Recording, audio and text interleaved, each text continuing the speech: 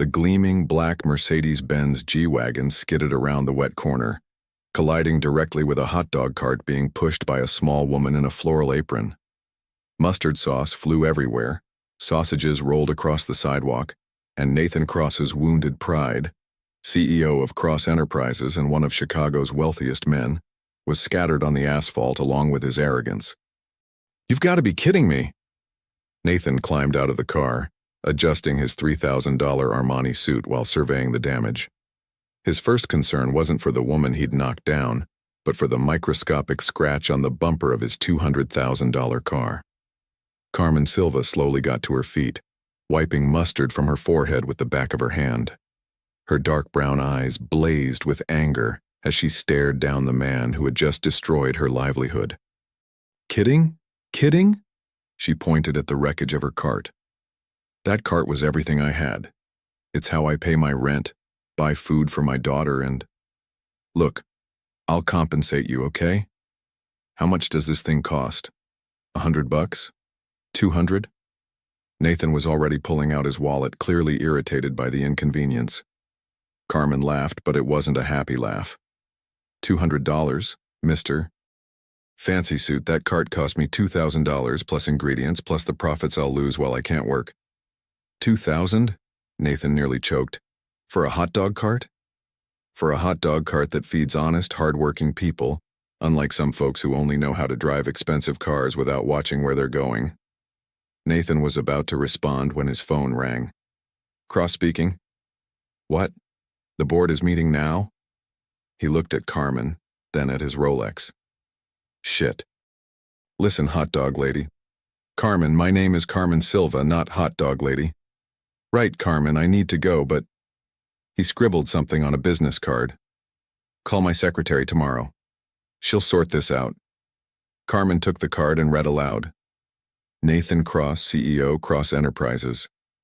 She raised an eyebrow. Seriously? The Nathan Cross? The guy who fired 1,000 employees last year to buy a new yacht? Nathan stopped with his hand on the car door handle. How do you know that? Because unlike you, I read the news. And because 3 of my regular customers lost their jobs in your little restructuring. Carmen made air quotes with her mustard-stained fingers. For a moment, Nathan felt something strange, almost like embarrassment. But the feeling passed quickly. Business is business. If they were good employees, they would have found other jobs by now. Carmen shook her head in disbelief. You really believe that, don't you? I believe in reality. Now, if you'll excuse me, I have an important meeting. Nathan got in the car and sped off, leaving Carmen alone amid the wreckage. She looked at the business card in her hands, then at the pieces of her cart scattered across the street. Arrogant jerk, she muttered, but something in her eyes gleamed with determination. We'll see who gets the last word, Mr. Cross. At Cross Enterprises, Nathan hurried into the 47th floor boardroom, where 5 dark-suited executives waited with serious expressions. Sorry I'm late. Minor traffic accident. Nathan sat down at the head of the polished mahogany table. Nathan, began Margaret Walsh, the director of public relations, we have a problem. Company stock has dropped 15% this past week. Why? Our profits have never been better. That's exactly the problem, said Richard Kim, marketing director. The press is painting us as greedy villains. The article in the Chicago Tribune about the mass layoffs, that was business strategy. And the story about you spending $2 million on modern art while former employees struggle to pay their bills. Margaret continued. Nathan, we need to improve our public image. And how do you suggest we do that? Margaret slid a folder across the table. Social Immersion Project. 3 months living like an ordinary person. Working minimum wage jobs, living in simple apartments, using public transportation. Nathan laughed out loud. You want me to do what? This is ridiculous. It's marketing, Nathan, Richard said. Imagine the headlines. Millionaire CEO discovers how working class lives. It would be a complete turnaround for our image. And what do I gain from this? If it works, your stock could double in value. We're talking billions in recovered assets. Nathan drummed his fingers on the table, thinking. Billions.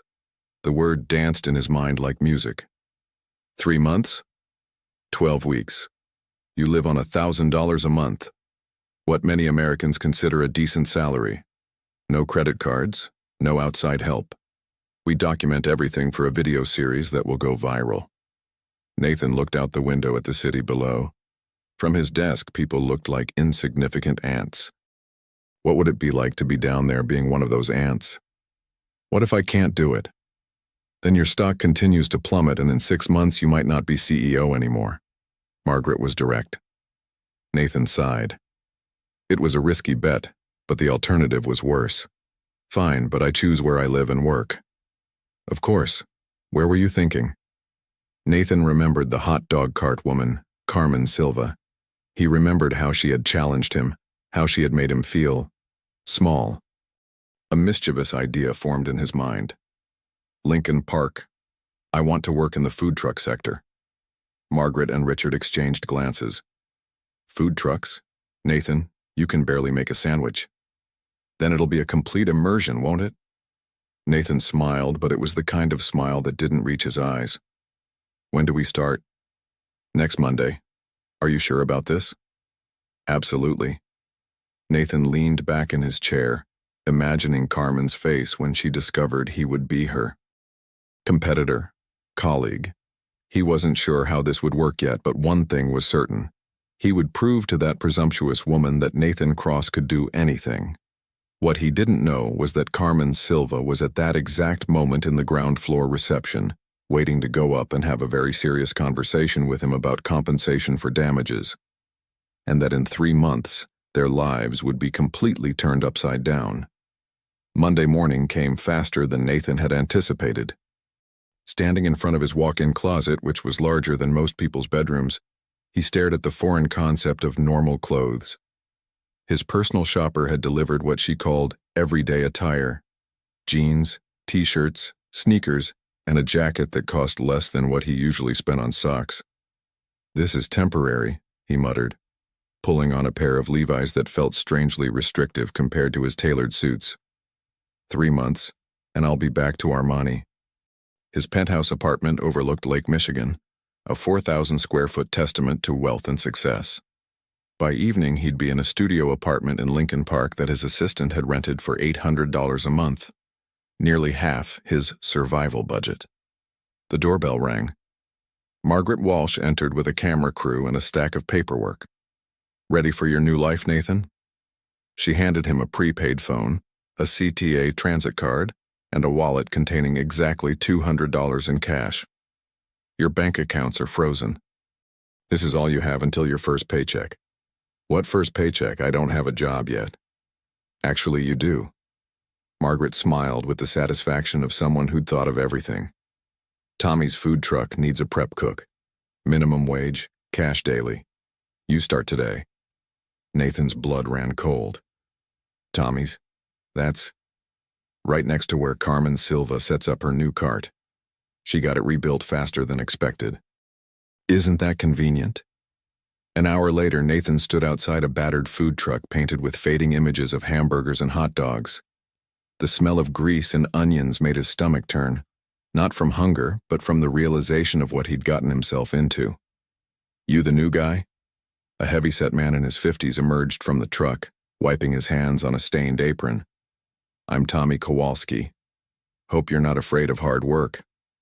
Nathan, just Nathan. He'd almost blown his cover in the first 30 seconds. Well, just Nathan, grab an apron. We got a lunch rush starting in 2 hours and the prep ain't gonna do itself. Inside the truck, Nathan was hit with a wall of heat, steam, and controlled chaos. Tommy moved with practiced efficiency, chopping onions, flipping burgers, and shouting orders to himself. Ever worked food service before? Tommy asked, handing Nathan a knife and pointing to a pile of potatoes. Not exactly. Nathan held the knife like it might bite him. Jesus, you hold it like this, see? And try not to cut yourself. Blood don't go well with the French fries. For the next hour, Nathan struggled with basic tasks that Tommy accomplished in seconds. His hands, soft from years of desk work, began to blister. His back ached from bending over prep tables. and every few minutes he caught glimpses through the window of Carmen setting up her rebuilt cart just 50 feet away. She looked different today, her hair pulled back in a practical ponytail, wearing jeans and a Chicago Cubs t-shirt instead of the floral apron. She moved with purpose and grace, arranging condiments and testing her grill with the expertise of someone who'd done this 1,000 times. "Hey, eyes on the potatoes, Romeo." Tommy's voice snapped Nathan back to reality. "You're drooling worse than my old dog, and he's been dead 3 years. I wasn't. Sure you weren't. Let me guess, you know Carmen?" Nathan's hand slipped and he nearly took off his thumb. "Know her?" "Not really. We've met." "Yeah? Well, she's good people. Been through hell this past year, but she don't complain. Works harder than any 3 people I know." Tommy glanced out the window. Her husband died in Afghanistan, left her with a little girl and a mountain of debt. This cart's her lifeline. Nathan felt something twist in his stomach that had nothing to do with the greasy air. "I didn't know." "Course you didn't.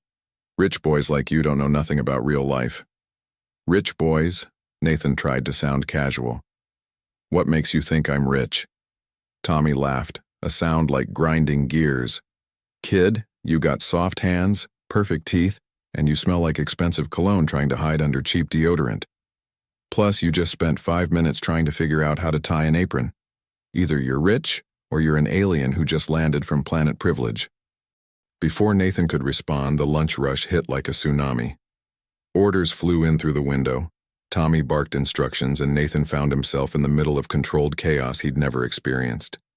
His hands moved frantically, slicing, chopping, assembling, while sweat poured down his face. "Order up. 2 Chicago dogs, extra relish." Tommy slid plates across the narrow counter. Nathan grabbed them and turned toward the window, only to find himself face to face with Carmen Silva. She stood there holding a $20 bill, her dark eyes widening in recognition. "You've got to be kidding me," she said, the same words Nathan had used when his car hit her cart. "Carmen. Hi. Fancy meeting you here."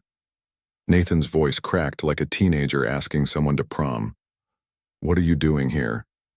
Her eyes narrowed with suspicion. "Working, just like you said I should learn about real life." Nathan realized how ridiculous he sounded, especially while wearing a grease-stained apron that read, "Kiss the Cook." Working. Carmen's tone suggested she'd rather believe in unicorns. "Nathan Cross, Millionaire CEO, is working in a food truck." "Hey," Tommy poked his head out the window. "You two gonna chat all day? Or can I get my customer served? Time is money, and I got bills to pay." Carmen handed over her 20. 2 Chicago dogs extra relish. And whatever this is about." She gestured toward Nathan. "I don't want any part of it." As Nathan fumbled with the order, trying to remember which condiment went where, Carmen continued. "Let me guess. Some kind of publicity stunt? Rich man plays poor for a day? Are there cameras hidden somewhere?" She wasn't wrong, and Nathan knew it. The camera crew was indeed filming from across the street, using telephoto lenses to capture his humiliation in high definition. "It's not what you think," he said, finally managing to get the hot dogs assembled without dropping them. "Really? Then what is it?" Nathan opened his mouth, then closed it. How could he explain without sounding exactly like what she thought he was, a privileged jerk playing dress-up with other people's lives? "I'm trying to understand," he said finally. "Understand what?" "How you do it. How you keep going when everything falls apart." For a moment, Carmen's expression softened. Then her walls went back up, higher than before. "You want to understand? Then actually do the work. Don't just play pretend for a few weeks until you get bored and go back to your mansion." She took her hot dogs and turned to leave, then paused. "And Nathan, next time you want to learn about real life, try not destroying someone's livelihood first." She walked away, leaving Nathan standing in the food truck window, watching her set up her lunch service with the kind of efficiency that only came from necessity. "Smooth," Tommy commented, appearing beside him. "You always that good with women?" "Shut up, Tommy." "Hey, I'm just saying." If you're gonna work my truck, you better learn to handle customers better than that, especially customers who look at you like they want to serve your head on a platter. Nathan spent the rest of the lunch rush in a daze, mechanically following Tommy's instructions while his mind replayed the conversation with Carmen. Every few minutes, he caught himself looking out the window at her cart, watching the steady stream of customers who greeted her with genuine smiles and friendly conversation. She wasn't just serving food, she was part of the community. People asked about her daughter, shared jokes, treated her like family. When was the last time anyone had looked at Nathan that way? When was the last time he'd had a conversation that wasn't about money, deals, or profit margins? Earth to Nathan. Tommy's voice cut through his thoughts. We got orders backing up. You planning to help, or you just gonna stand there mooning over the hot dog girl? Sorry, Look, kid, I don't know what your story is, and I don't really care. But if you're gonna work here, you gotta be here. All the way here. This ain't some game where you can just check out when things get interesting. Nathan nodded, refocusing on the task at hand. But as the afternoon wore on, he couldn't shake the feeling that Tommy's words applied to more than just making hot dogs. At 6 p.m., Tommy began shutting down the truck. Nathan's feet ached, his back screamed, and his hands were covered in small cuts and burns. He'd never been so physically exhausted in his life. Not bad for a first day, Tommy said, counting the day's receipts. Here's your cut, $43 after taxes. Nathan stared at the crumpled bills in his hand. $43. He usually spent more than that on a single glass of wine at dinner. Same time tomorrow, Tommy continued. And Nathan, you might want to invest in some work gloves. Those soft hands of yours ain't gonna last a week otherwise. As Nathan waited for the bus, an experience that required 3 attempts and help from a patient stranger, he watched Carmen packing up her cart. She moved with the same efficiency she'd shown all day, but there was a weariness in her shoulders that hadn't been there that morning. The bus finally arrived, packed with tired workers heading home. Nathan found himself squeezed between a construction worker who smelled like concrete dust and a nurse still wearing scrubs. Everyone looked exhausted, but there was something in their faces, a quiet dignity, a sense of purpose, that Nathan had never noticed before. His studio apartment was a shock to his system. 400 square feet of basic functionality, a Murphy bed, a tiny kitchenette, and a bathroom smaller than his walk-in closet. The walls were thin enough that he could hear his neighbors' conversations, their TVs, their lives playing out in parallel to his own. Nathan collapsed onto the narrow bed and stared at the ceiling. In his penthouse, he had a view of the entire city. Here, his window faced a brick wall 6 feet away. But somehow, he felt more connected to the world than he had in years. His phone buzzed, a text from Margaret. How was day 1? Getting some great footage, keep it up. Nathan deleted the message without responding. For the first time in his adult life, he wasn't sure what he was trying to prove, or to whom. 3 weeks into his new life, Nathan had learned several things. Ramen noodles could be considered a food group, laundromats were social hubs rivaling any country club, and his body could produce blisters in places he didn't know existed. He'd also learned that Carmen Silva was watching him. Not in a romantic way, more like a scientist studying a particularly confusing specimen. Every morning when he arrived at Tommy's truck, she'd already be setting up her cart, and her eyes would follow his movements with the kind of attention a prison guard gives an escape artist. Morning, sunshine, Tommy called out, as Nathan trudged up to the truck, his work boots bought secondhand after his designer sneakers fell apart, squeaking with each step. You look like death warmed over. Thanks, Tommy. Really know how to make a guy feel special. Hey, I call him like I see him. You been sleeping? Nathan had been sleeping, just not well. His neighbors included a night shift nurse who came home at 3 a.m., a musician who practiced violin at dawn, and a baby who apparently operated on a schedule designed by someone who hated peace and quiet. I'm adjusting, Nathan said, tying his apron with movements that were becoming automatic. Right. And I'm adjusting to being a supermodel. Tommy handed him a knife and pointed to a pile of onions. Start chopping. We got that office catering order at noon. As Nathan began working, His knife skills had improved from dangerous to self and others to merely incompetent. He caught sight of Carmen through the window. She was talking to a customer, a little girl with pigtails who couldn't have been more than 7 years old. "Mom, can I have extra mustard today?" the girl asked, standing on her tiptoes to see over the cart's counter. "Of course, baby. Extra mustard for my best customer." Carmen's entire demeanor changed when she talked to the child. Her voice softened, her smile became genuine, and the defensive walls she kept up around everyone else simply melted away. "Is that her daughter?" Nathan asked Tommy without thinking. "Whose daughter?" "Carmen's, the little girl." Tommy followed Nathan's gaze and chuckled. "Nah, that's Emma from the apartment building next door.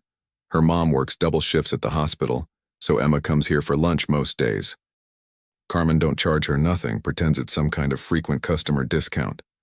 Nathan watched as Carmen handed the girl a hot dog loaded with extra mustard, along with a small bag of chips she definitely hadn't paid for. "Where's Carmen's daughter?" "Sophia. She's 8. Stays with Carmen's sister during work hours. You'd know that if you ever bothered to have an actual conversation with Carmen instead of just staring at her like a creepy stalker." "I don't stare." "Kid, you stare so much I'm surprised you ain't worn a hole in my window." Tommy grabbed a towel and wiped down the grill. "Why don't you ask her out already? Worst she can do is say no." "It's not like that." "Sure it ain't. And I'm not a overweight Polish guy who's been running this truck for 15 years. Tommy's expression grew serious. "Look, Nathan, I don't know what your deal is, but Carmen's good people. She don't need some rich boy playing games with her emotions." "How do you know I'm rich? Please, I told you 3 weeks ago you got privileged written all over you. Question is, what are you really doing here?" Before Nathan could answer, the lunch rush hit. But today was different. Instead of the usual chaos, Nathan found himself moving with something approaching competence. His hands knew where things were, his body had adapted to the rhythm of the truck, and for brief moments he almost felt like he belonged. Almost. "Order up. 3 Italian beef, 2 Chicago dogs," Tommy called out. Nathan grabbed the orders and turned to the window, where a familiar face waited. Richard Kim, his marketing director from Cross Enterprises. "Holy shit," Richard whispered, his eyes wide with disbelief. "Nathan, you look different." Nathan glanced down at himself. Grease-stained apron, sweaty t-shirt, work boots, and arms that were actually developing what might generously be called muscles. "Richard, what are you doing here?" "Margaret sent me to check on you. We wanted to see how the project was going." Richard's voice dropped to a whisper. "Dude, you've lost like 15 pounds, and is that a tan?" "It's called working outside," Nathan said, handing over the food. "That'll be $18.50. "Nathan, this is incredible. The board is thrilled with the footage we're getting. Your approval ratings have gone up 20% just from the leaked photos of you working here." Nathan felt his stomach drop. Leaked photos? Someone's been taking pictures with their phone, posting them on social media. Millionaire Makeover is trending on Twitter. It's exactly the kind of authentic content we were hoping for. Through the corner of his eye, Nathan saw Carmen freeze in the middle of serving a customer. Her head turned toward Tommy's truck, and even from 50 feet away, he could see the realization dawning on her face. "Richard, lower your voice. The documentary crew wants to do interviews next week. Maybe get some shots of you at your apartment. Really show the contrast between your old life and get out." The voice came from Carmen, who had abandoned her cart and was marching toward them with fire in her eyes. "Get out of here right now." Richard looked confused. "I'm sorry, who are you?" "I'm the woman whose life you've been turning into entertainment." Carmen reached the truck window, her face flushed with anger. "Did you really think I wouldn't find out? Did you think I was too stupid to figure it out?" "Carmen, please, let me explain." "Explain what?" "How you've been lying to me for 3 weeks? How you've been making me part of your little rich boy adventure without my permission?" She turned to Richard. "And you, get your cameras and your hashtags and your documentary crew away from my neighborhood." "Ma'am, I think there's been a misunderstanding." The only misunderstanding was me thinking Nathan Cross might actually be a human being instead of a spoiled brat playing dress-up. Carmen's voice was loud enough that customers at both food venues were starting to stare. Nathan climbed out of the truck, ignoring Tommy's protests about leaving during lunch rush. "Carmen, please." "Yes, this started as a project, but what? But you were slumming it for charity? But you thought it would be fun to see how the poor people live?" Tears of rage were forming in Carmen's eyes. "I told you about my husband. I told you about my struggles. And the whole time you were just..." "What? Taking notes for your feel-good comeback story?" "It's not like that anymore." "Then what is it like, Nathan? Because from where I'm standing, it looks like a millionaire who destroyed my livelihood decided to make himself feel better by pretending to understand my world for a few weeks before going back to his mansion and his yacht, and his life of not giving a damn about anyone but himself." The growing crowd of onlookers included several people with phones out, recording the confrontation. Nathan realized this would be all over social media within hours, probably with captions like, "Millionaire's social experiment exposed," or "Rich man's fake life crumbles." "Carmen, I know you have every right to be angry." "Angry? I'm not angry, Nathan, I'm disgusted." She stepped closer, lowering her voice so only he could hear. "You know what the worst part is? For about 5 minutes last week, when you helped me move those boxes from my cart, when you actually seemed to care about something other than yourself, I thought maybe I was wrong about you. I thought maybe there was a decent person underneath all that money and arrogance." Nathan felt something break inside his chest. "There is." "Carmen, please." "No, there isn't. Because a decent person wouldn't have lied to me for 3 weeks. A decent person wouldn't have made my life into a social media experiment." She took a step back. "Stay away from me, Nathan. Stay away from my cart. Stay away from my neighborhood. And stay away from my life." Carmen turned and walked back to her cart, leaving Nathan standing in front of a crowd of curious strangers, many of whom were still filming. "Nathan," Richard said quietly, "we should probably..." "Go," Nathan said, not taking his eyes off Carmen as she began aggressively cleaning her grill. "Just go, Richard." "But the project..." "Just go." Richard hurried away, leaving Nathan standing alone until Tommy emerged from the truck. "Well," Tommy said, lighting a cigarette, "that could have gone better. She hates me." "Yep. She has every right to." "Yep. I screwed this up completely. Like a soup sandwich." Tommy took a long drag. "Question is, what are you going to do about it?" Nathan looked at Carmen, who was now serving customers with mechanical efficiency, her smile forced and brittle. "I don't know." "You know what your problem is, Nathan? I'm a privileged jerk who doesn't understand real life?" "Well, yeah, that too. But your real problem is you're trying to be someone you're not instead of figuring out who you actually want to be." Tommy flicked ash onto the sidewalk. "You came here pretending to be poor Nathan. But you ain't poor Nathan, and you ain't rich Nathan either right now. So who are you?" It was a question Nathan couldn't answer. For the first time in his life, he genuinely didn't know.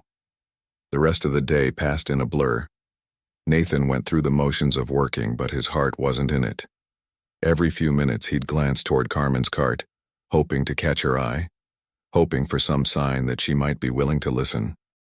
But she pointedly ignored him, serving her customers with professional courtesy while treating him like he didn't exist. At closing time, Nathan watched her pack up her cart with military precision. He wanted to walk over, to try one more time to explain that somewhere in the middle of his privileged boy experiment, something real had happened. That the way she'd challenged him, inspired him, made him want to be better, that was real, even if everything else had been fake. But he stayed where he was because Tommy was right. Until he figured out who he really was, he had nothing genuine to offer anyone.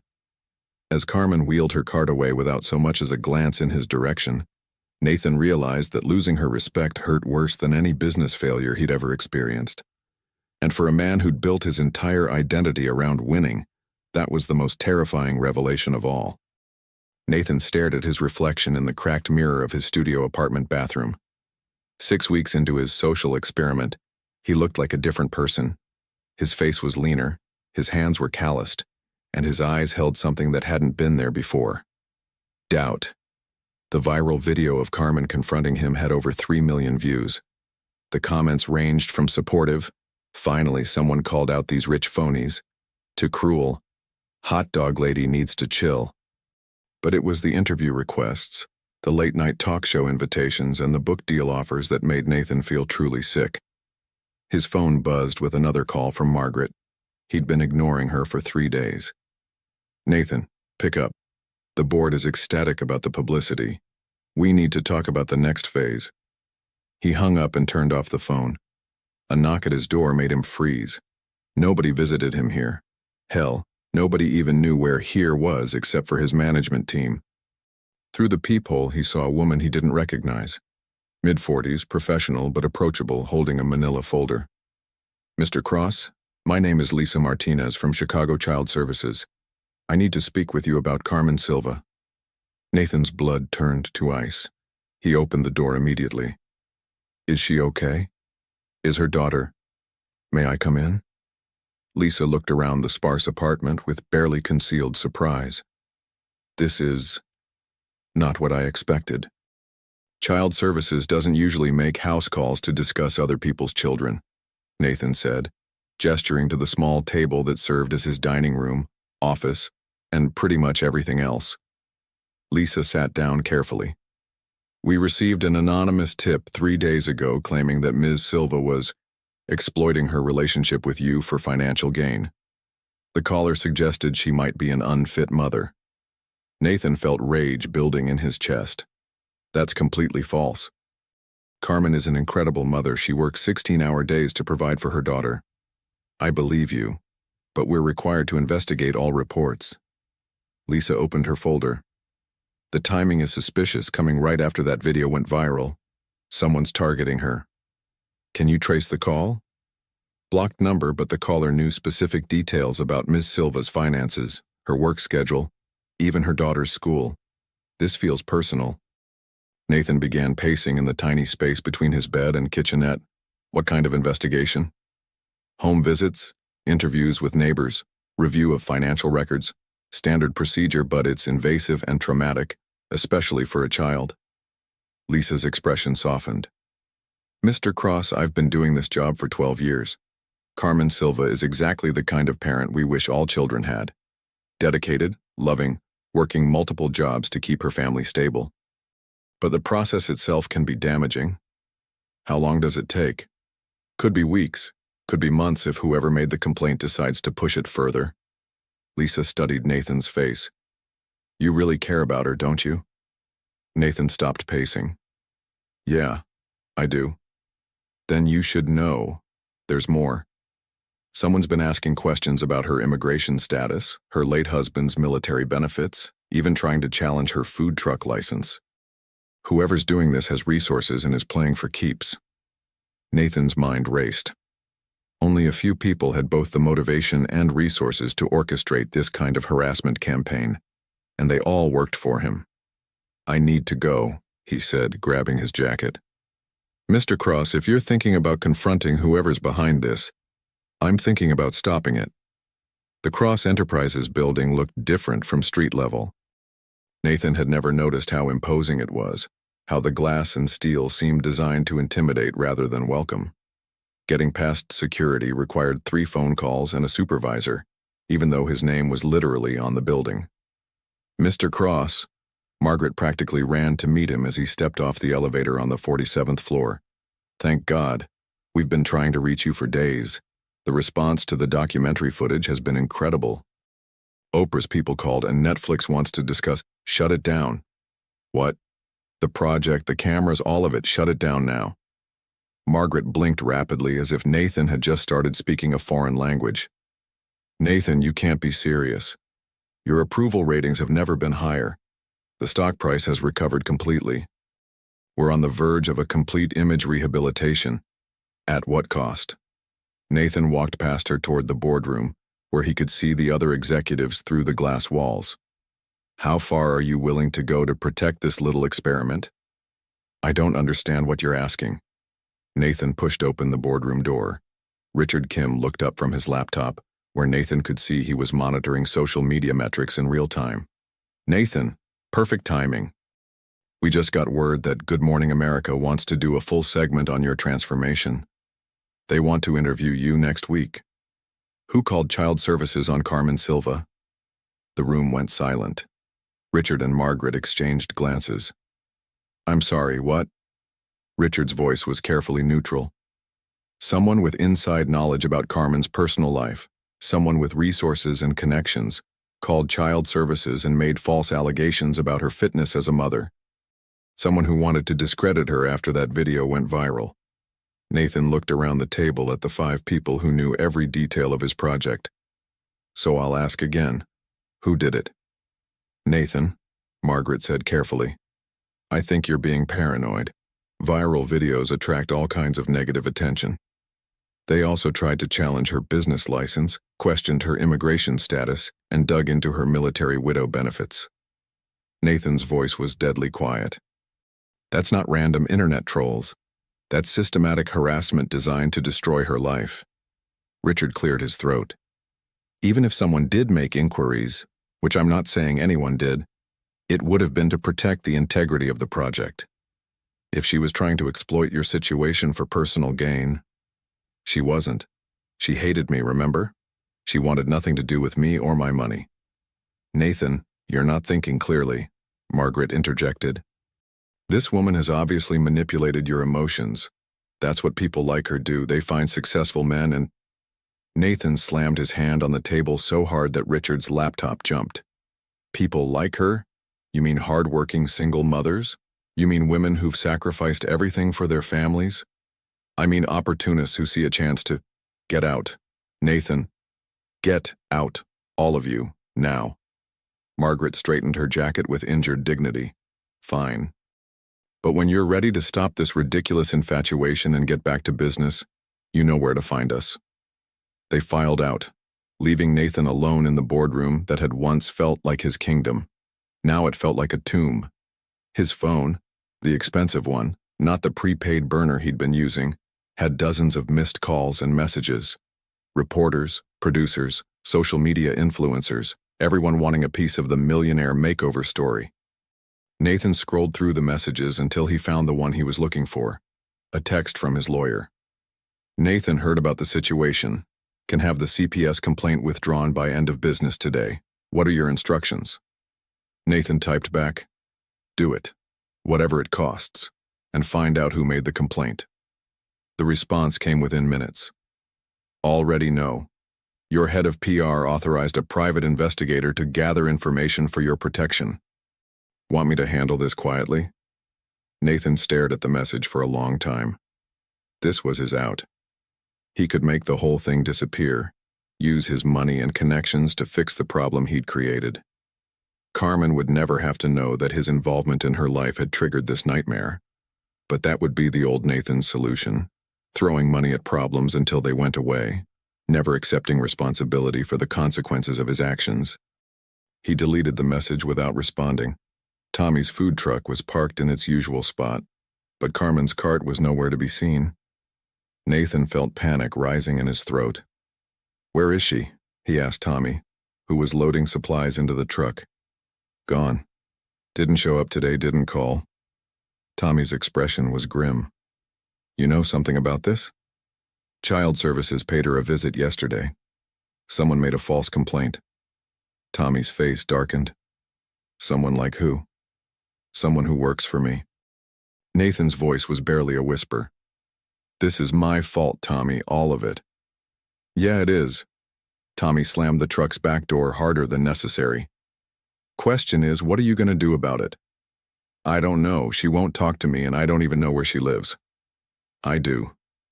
Nathan looked up, hope flickering in his chest. But, Tommy continued, if I tell you and you show up at her door with more of your rich boy bullshit, I'll personally kick your ass from here to Navy Pier. Am I clear? Crystal? Tommy studied Nathan's face for a long moment. She lives at 1247 Fullerton, apartment 3B.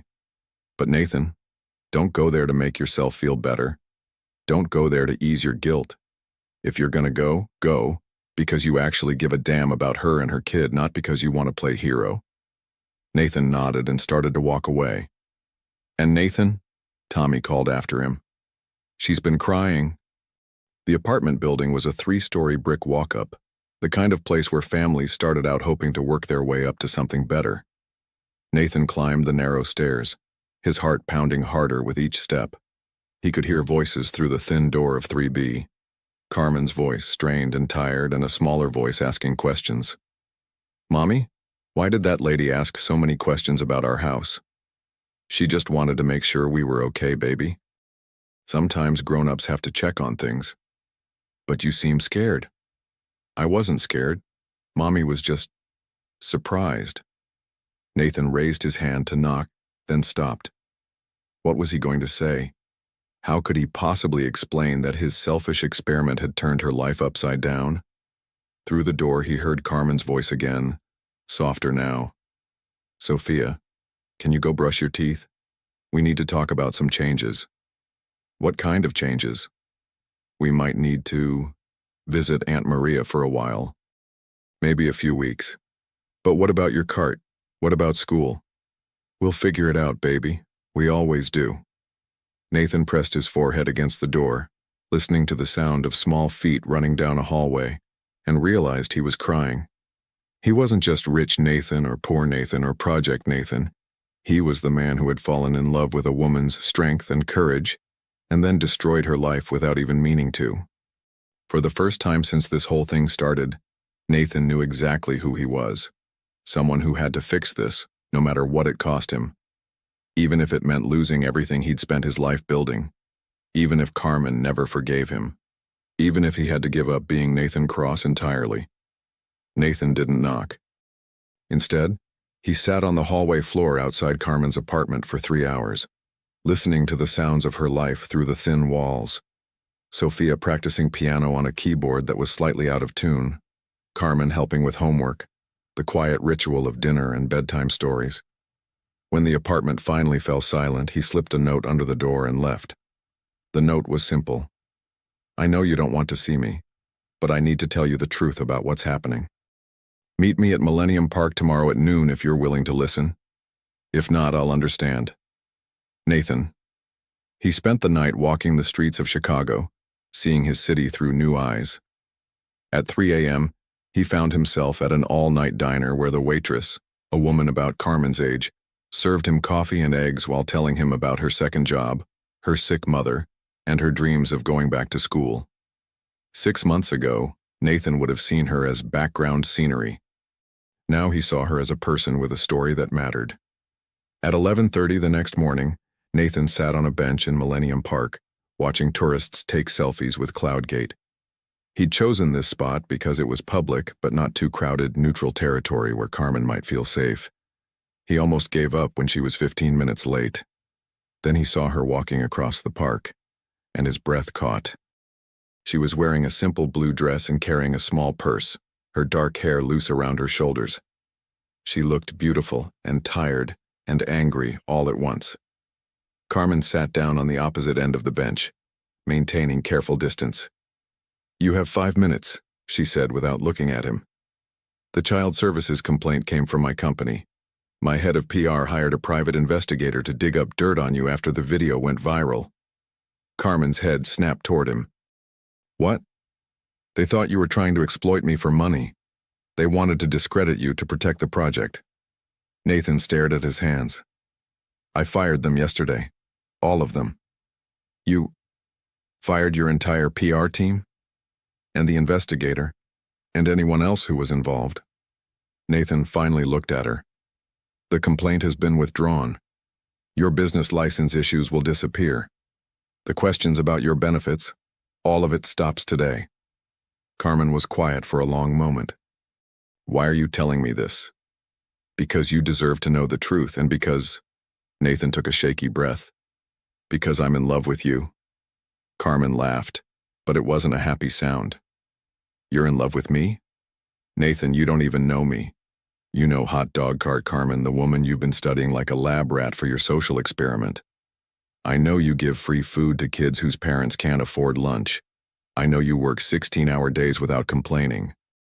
I know you help your elderly neighbor carry groceries upstairs even when you're exhausted. Nathan turned to face her fully.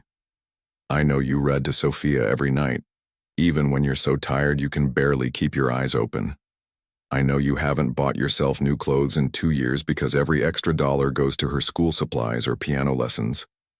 Carmen's eyes filled with tears. Stop. I know you blame yourself for your husband's death even though he volunteered for that deployment. I know you wake up scared every morning wondering if today's the day you won't be able to provide for your daughter. Stop it. And I know you're the strongest, most compassionate person I've ever met, and I know that falling in love with you wasn't part of any project or experiment. It just happened.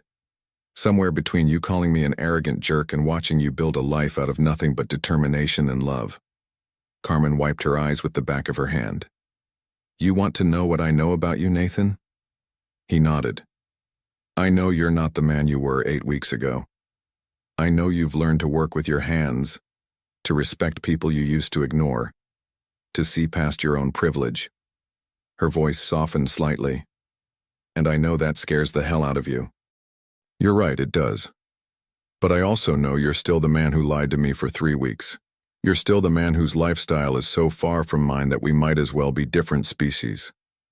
Carmen stood up. And you're still the man who's going back to his real life when this little adventure ends.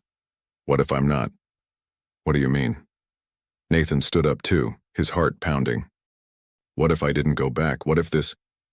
He gestured around the park, then at his work clothes, his calloused hands. What if this became my real life? Nathan, that's crazy. You can't just walk away from billions of dollars. Watch me. Carmen stared at him. You're serious. Dead serious. I called a board meeting for tomorrow morning. I'm resigning as CEO and liquidating my personal assets.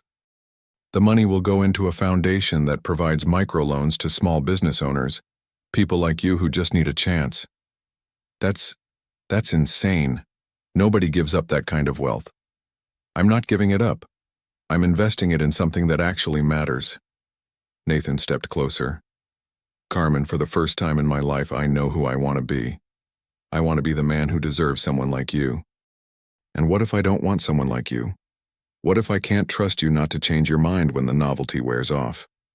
Nathan reached into his pocket and pulled out a folded piece of paper. This is the deed to a food truck, not a cart. A full truck with all the equipment you need to expand your business. Carmen took the paper with shaking hands. Nathan, I can't accept this.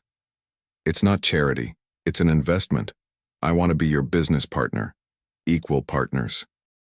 You provide the talent and the vision. I provide the startup capital and the worst customer service skills in Chicago. Despite herself, Carmen smiled. Your customer service really is terrible.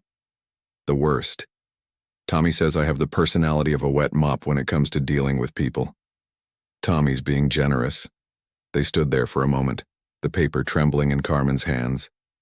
This is crazy, she whispered. I know. You could lose everything. I already lost everything that mattered when I lost your respect. Carmen looked up at him and Nathan saw something in her eyes he'd never seen before. Hope, mixed with terror. What about Sophia? What about the fact that my life is complicated and messy and nothing like what you're used to? Sophia is amazing and complicated and messy sounds perfect to me. Nathan's voice grew quiet. Carmen, I can't promise I won't screw this up. I can't promise the transition from millionaire to regular guy will be smooth, but I can promise that I'll never lie to you again, and I'll spend every day trying to be the man you and Sophia deserve. Carmen was crying now, tears streaming down her face. You really mean this? Every word. You're giving up everything for a woman who makes hot dogs for a living. I'm giving up everything for the woman who taught me what actually matters in life. Carmen threw her arms around him then, and Nathan held her tight, breathing in the scent of her hair and feeling like he was home for the first time in his adult life. This is insane, Carmen mumbled against his chest. Completely insane. We barely know each other. We'll figure it out. What if... Nathan pulled back just enough to look into her eyes. Carmen, what if we stop asking what if and start asking what now? She smiled then, the first real smile she'd given him since that day at the food truck window. What now?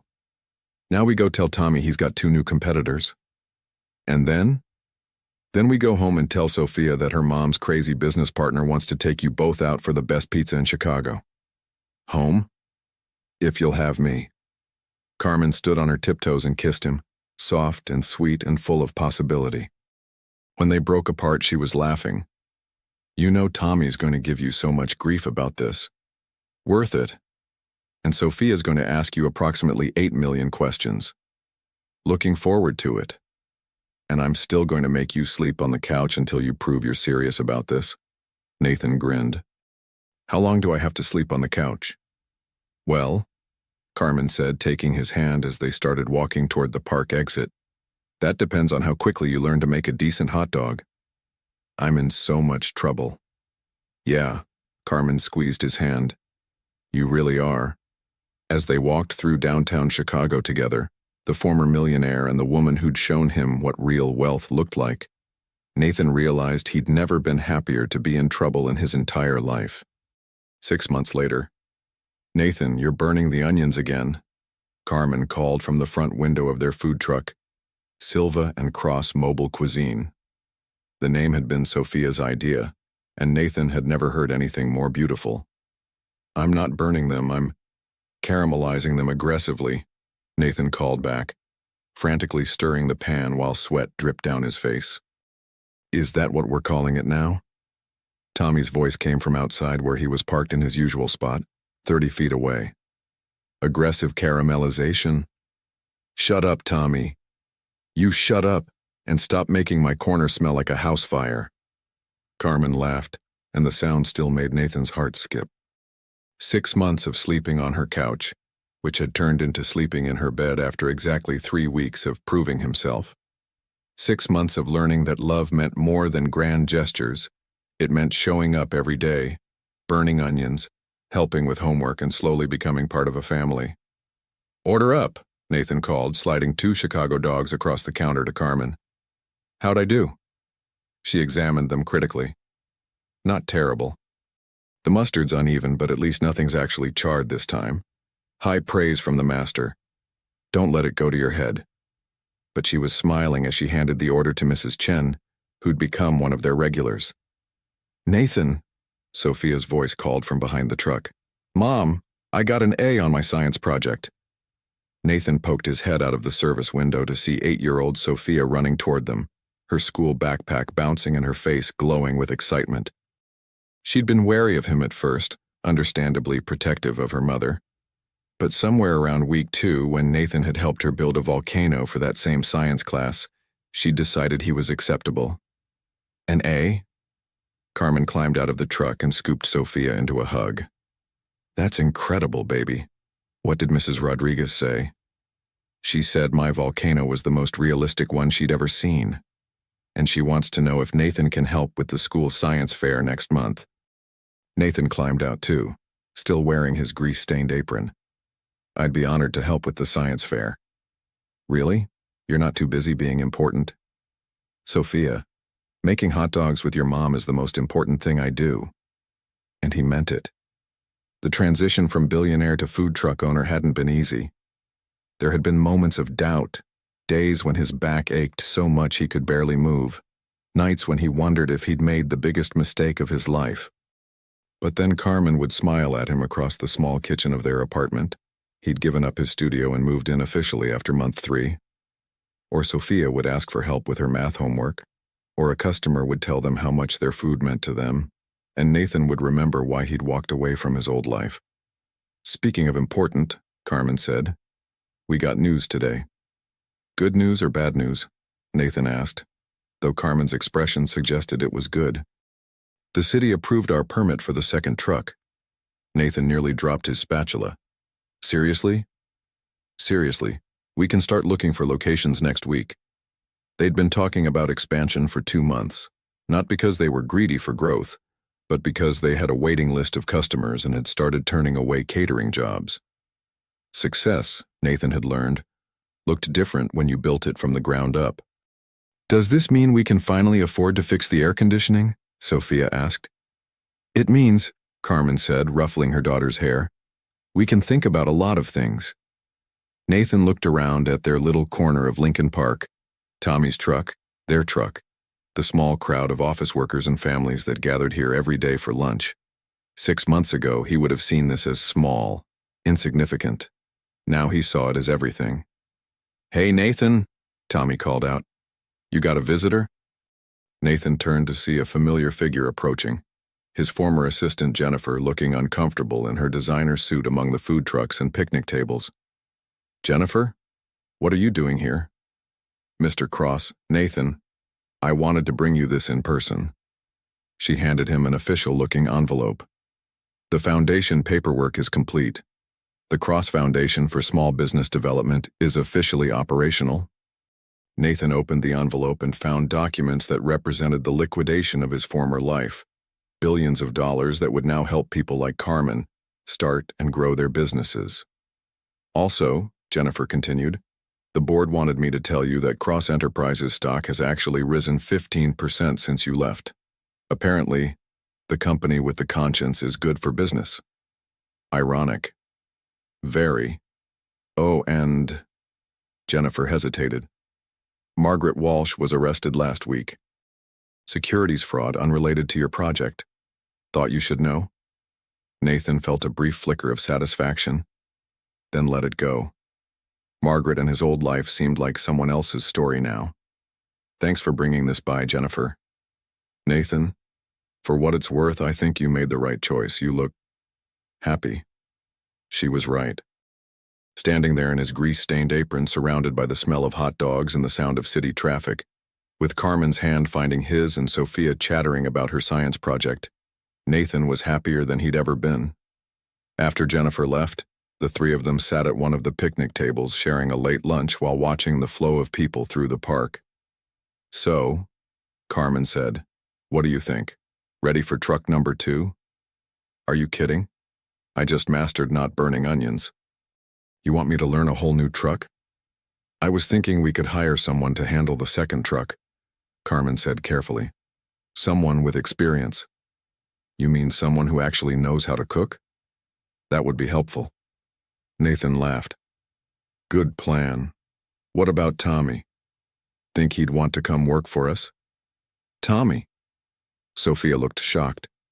But Tommy's mean. Tommy's not mean, baby, Carmen said. He's just direct. Very direct, Nathan agreed. But he's also the best cook I know, and he's been talking about wanting to retire from running his own truck. As if summoned by their conversation, Tommy wandered over, wiping his hands on his apron. You three plotting something over here? Actually, Nathan said, we wanted to talk to you about a job offer. Tommy raised an eyebrow. You want to hire me? Kid, I've been running food trucks since before you knew hot dogs came from actual animals. That's exactly why we want to hire you, Carmen said. We're expanding and we need someone who knows the business inside and out. Plus, Nathan added, someone who can teach me how to cook without setting everything on fire. Tommy looked between them, then at Sophia, who was watching the conversation with fascination. What's the pay? More than you're making now, Carmen said, plus a percentage of profits. And you wouldn't have to deal with permits and supplies and all the business stuff, just cook. Tommy was quiet for a long moment. You know I'm going to give you grief every single day, right? I'm not going to go easy on you just because you're the boss. I'm counting on it, Nathan said, and I got opinions about everything from food prep to customer service. We want your opinions. And I'm not going to call you Mr. Cross or any of that formal bullshit. I prefer Nathan. Tommy grinned. Well, when you put it like that, when do I start? Later that evening, after Tommy had agreed to join their team, after Sophia had finished her homework with Nathan's help, after the dishes were done and the plans for tomorrow were made, Nathan found himself on the small balcony of Carmen's apartment, looking out at the Chicago skyline. The view was different from here. Lower, more intimate. He could see into apartment windows, hear conversations from the street, feel connected to the life of the city in a way his penthouse had never allowed. Penny for your thoughts, Carmen said, joining him on the balcony with 2 cups of coffee. Just thinking about how much has changed. Any regrets? Nathan considered the question seriously. 6 months ago, he'd owned half of downtown Chicago. Now he owned a 50% stake in one food truck and was sleeping in a one-bedroom apartment with a woman and her 8-year-old daughter. None, he said finally. Well, maybe one. Carmen's eyebrows rose. What's that? I regret that it took me 35 years to figure out what actually matters. Carmen leaned against him, warm and solid and real. For what it's worth, I think you figured it out exactly when you were supposed to. Yeah? Yeah. If you'd been different 6 months ago, you would have been someone else entirely. And I fell in love with you, not some hypothetical better version of you. Nathan wrapped his arms around her, breathing in the scent of her hair and the city air. So what now? Now we expand the business. Tommy teaches you how to cook properly, and Sophia starts asking when we're getting married. Is she already asking that? She's 8. She's been asking that since week 3. Nathan laughed. And what do you tell her? I tell her we're taking things one day at a time. Carmen looked up at him. But Nathan? Yeah? I love you. The real you, burned onions, terrible customer service skills and all. I love you too, Nathan said, and meant it more than he'd ever meant anything in his life. From inside the apartment they could hear Sophia practicing piano, the melody slightly off-key but full of enthusiasm. Tomorrow Nathan would get up at 5 a.m. to prep vegetables, spend 10 hours on his feet in a food truck, and fall into bed exhausted and completely content. It wasn't the life he'd planned, but it was the life he'd chosen.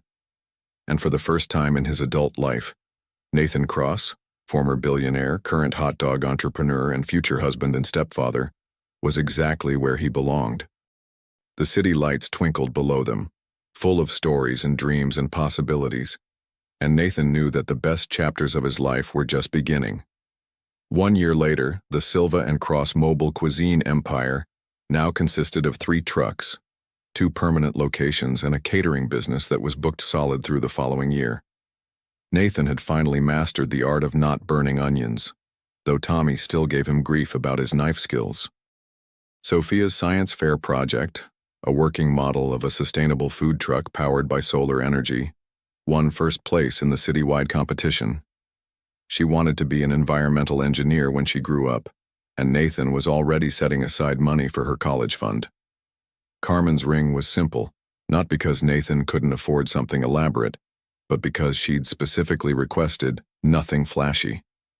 The wedding was planned for the following spring in Lincoln Park, with Tommy catering and Sophia as maid of honor. And sometimes, late at night when the trucks were closed and the family was asleep, Nathan would look around their small apartment and remember the man who'd crashed into a hot dog cart and accidentally found his real life. He'd traded billions for happiness, a penthouse for a home, and empty success for a purpose that mattered. It was the best deal he'd ever made. The end.